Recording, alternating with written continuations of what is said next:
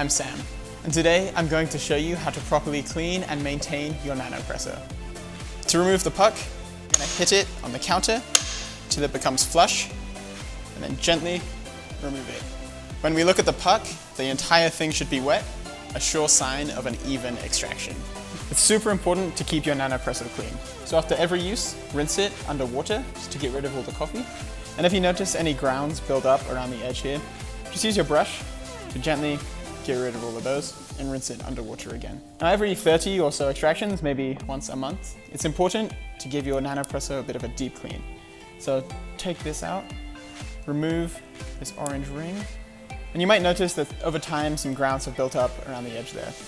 Give that a good rinse under some water, maybe a little brush.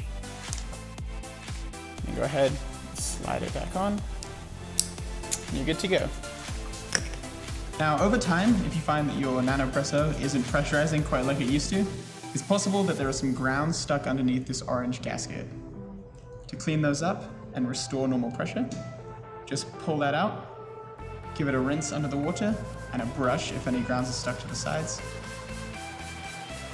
Reintroduce the gasket using your finger to make sure it's formed a perfect seal. And you're good to make coffee again.